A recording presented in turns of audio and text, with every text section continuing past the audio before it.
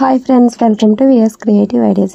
ఈ వీడియోలో మనం ఈ పఫ్ హ్యాండ్స్ డిజైన్ చాలా ఈజీగా కటింగ్ అండ్ స్టిచ్చింగ్ ఎలా చేయాలో చూద్దామండి. ఇది చూసారు కదా, ఇలాగ బటన్స్ అయితే పెట్టాను అన్నమాట. ఫస్ట్ అయితే లైనింగ్ అయితే కట్ చేసేసుకోవాలి.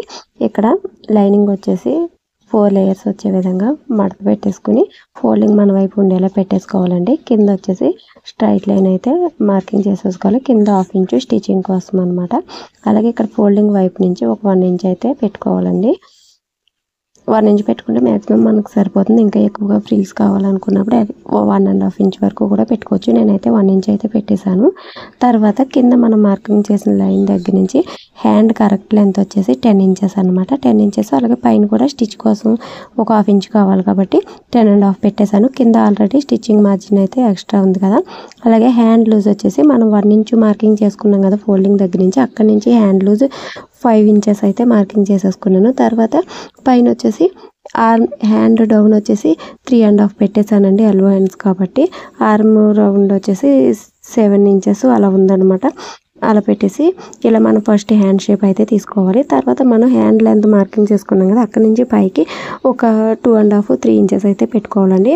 ఇది కూడా పఫ్ అనేది మన చాయిస్ అనమాట. మ్యాక్సిమం 3 వరకు సరిపోతుంది. ఇంకా ఎక్కువ కావాలంటే ఎక్కువ కూడా పెట్టేసుకుని ఇలాగ పఫ్స్ ఇలాగ మనకి పైన షేప్ అయితే తీసేసుకోవాలి. ఫస్ట్ కింద హ్యాండ్ షేప్ తీసేసుకుని తర్వాత మనం ఎక్స్ట్రా పెట్టుకున్న 3 ఇంచెస్ని కూడా ఇలాగ హ్యాండ్లోకి ఇలా కర్వ్ షేప్ వచ్చే విధంగా కలిపేసుకోవాలి. ఇక్కడ మనకి సైడ్ అయితే కొంచెం జాయింట్స్ అయితే పడతాయండి. ఫస్ట్ మనం పైన చిన్న టాగా చిన్న కట్స్ పెట్టేసుకోవాలి. ఫ్రిల్స్ స్టార్ట్ అయ్యే దగ్గర 3 ఇంచెస్ ఎక్స్ట్రా పెట్టాం కదా, అక్కడ కట్ పెట్టేసుకుని తర్వాత ఇక్కడ ఫోల్డింగ్ వైపు వచ్చేసి కింద నుంచి పై వరకు ఒక 5.5-6 ఇంచెస్ వరకు మార్కింగ్ చేసుకోవాలండి. ఇక్కడ వరకు మనం ఫ్రిల్ అనేది స్టిచ్ చేసుకోవాలన్నమాట. 2 సైడ్స్ కూడా 1 ఇంచు మార్కింగ్ చేసేసుకుంటే మనకు స్టిచ్చింగ్ చేసేటప్పుడు కరెక్ట్గా వస్తుంది అనమాట. ఇక్కడైతే నేను లైనింగ్కి సైడ్ జాయింట్స్ అయితే వేసేసాను. సైడ్ జాయింట్స్ వేసేసిన తర్వాత ఇక్కడ లైనింగ్కి 2 హ్యాండ్స్కి కూడా ఇలాగ మనం ఎంతవరకు స్టిచ్చింగ్ వేయాలో అక్కడి వరకు అయితే మార్కింగ్ అయితే పెట్టేసుకోవాలి. ఇప్పుడు వచ్చేసి నేను దీనికి పైపింగ్ అయితే ఇన్విజిబుల్గా వేయట్లేదండి. ఇక్కడ ఫ్రిల్ పెడతాం కదా, అందుకని క్లాత్ అయితే లైనింగ్కి జాయిన్ చేసేసి ఫ్రిల్ పెట్టేసుకున్న తర్వాత పైపింగ్ అయితే వేస్తాను అనమాట. ఇక్కడ ఒరిజినల్ రాంగ్ సైడ్ పైకి పెట్టేసుకుని దానిపైన లైనింగ్ అయితే పెట్టేసుకుని ఒరిజినల్ అలాగే లైనింగ్ 2 కూడా జాయింట్ అయితే చేసేసుకోవాలండి. ఎక్కడ ముడతలు లేకుండా చూసుకోవాలి. ఇక్కడ ఒరిజినల్ క్లాత్ అయితే తగ్గిందనమాట. ఫస్ట్ హ్యాండ్కి లైనింగ్ని ఒరిజినల్కి జాయిన్ చేసేసిన తర్వాత ఎక్స్ట్రాస్ కట్ చేసేసుకుంటాం కదా, ఆ సైడ్ కట్ చేసిన ఎక్స్ట్రాస్ అనేవి మనం సైడ్ జాయింట్స్ కింద యూజ్ చేసుకుంటే సరిపోతుందండి. క్లాత్ తక్కువైనప్పుడు ఈ టిప్స్ అనేవి మనకి చాలా యూస్ఫుల్గా ఉంటాయి అన్నమాట. ఈ మధ్య శారీలో బ్లౌజ్ పీసెస్ అనేవి కొన్నిటికి చాలా చిన్నగా ఇస్తున్నారండి. అందువల్ల అడ్జస్ట్మెంట్ చేయడం కూడా కష్టమవుతుంటుంది. ఇక్కడ లైనింగ్ని జాయిన్ చేసేసుకున్నాను. డౌన్ కింద వైపు అలాగే పైన కూడా హ్యాండ్ జాయిన్ చేసేసుకున్న తర్వాత ఈ సైడ్ ఎక్స్ట్రాస్ కట్ చేసేసుకున్నాం కదా, ఈ ఎక్స్ట్రాస్ని మనం ఇక్కడ జాయింట్స్ అనేవి పడ్డాయి కదా, సైడ్ జాయింట్స్ మనం అక్కడైతే జాయిన్ చేసేసుకుంటే సరిపోతుంది అనమాట. అలాగే ఈ క్లాత్కి రైట్ సైడ్ రాంగ్ సైడ్ చూసుకుని అయితే జాయిన్ చేసుకోవాలండి.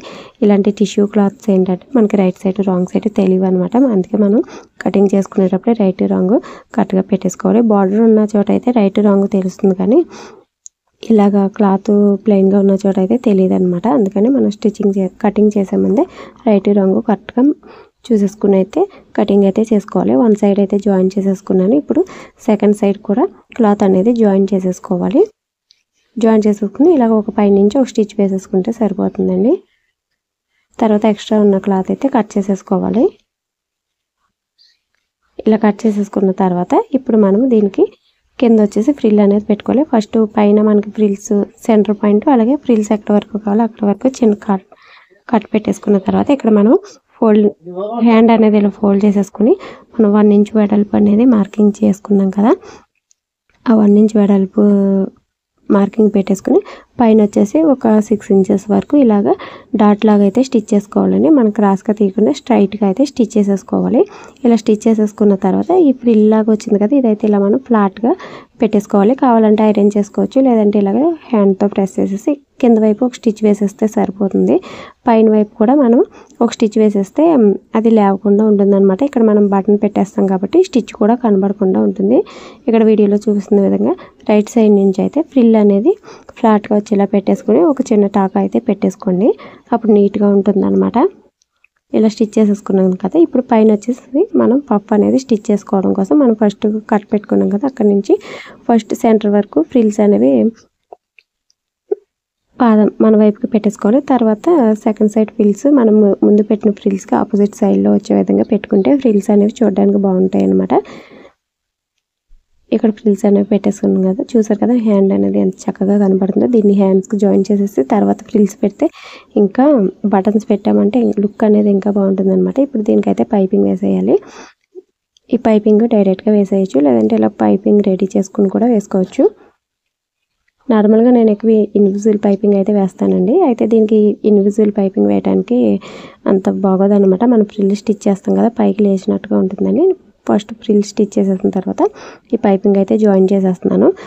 మనం ఈ పైపింగ్ జాయిన్ చేసి పైనుంచి లైనింగ్ క్లాత్ కూడా వేసుకోవచ్చు. నేను ఇంక ఇలా డైరెక్ట్గానే పైపింగ్ క్లాత్ని ఫోల్డింగ్ చేసి స్టిచ్ చేసేస్తున్నాను అనమాట. ఇలా పైపింగ్ని థ్రెడ్ పక్కన స్టిచ్ వచ్చే విధంగా ఒరిజినల్కి అయితే జాయిన్ చేసేసుకుని స్టిచ్ వేసేసుకున్న తర్వాత రాంగ్ సైడ్ నుంచి ఎక్స్ట్రా ఉన్న క్లాత్ని ఇలా డబుల్ ఫోల్డ్ చేసి పాదం మెడలతో స్టిచ్ వేసేసుకుంటే సరిపోతుందండి. చాలా ఈజీగా వేసేసుకోవచ్చు అనమాట ఈ పైపింగ్ అనేది. చూసారు కదా హ్యాండ్ అయితే రెడీ అయిపోయింది మనకి. దీని అయితే బ్లౌజ్కి జాయిన్ చేసేసుకుని ఇక్కడ బటన్స్ పెట్టేసుకుంటే లుక్ అనేది చాలా బాగుంటుందండి. మనకి 3 or 4 అది మన ఇష్టం అనమాట బటన్స్ అనేవి. నేను ఇక్కడ క్లాత్ బటన్స్ అయితే రెడీ చేసి స్టిచ్ అయితే చేసేసాను. చూసారు కదా ఫైనల్ లుక్ అయితే ఇలా ఉందండి. హ్యాండ్స్ అయితే భలేగా వచ్చాయి. చూసారు కదా హ్యాండ్స్ లుక్ అనేది చాలా బాగుంటుంది అనమాట. ఈ హ్యాండ్స్ అనేది చాలా ఈజీగా స్టిచ్ చేసుకోవచ్చు. వీడియో నచ్చితే లైక్ చేయండి. ఛానల్ ఫస్ట్ టైం చూస్తున్నట్టయితే సబ్స్క్రైబ్ చేసుకోండి. Thank you for watching.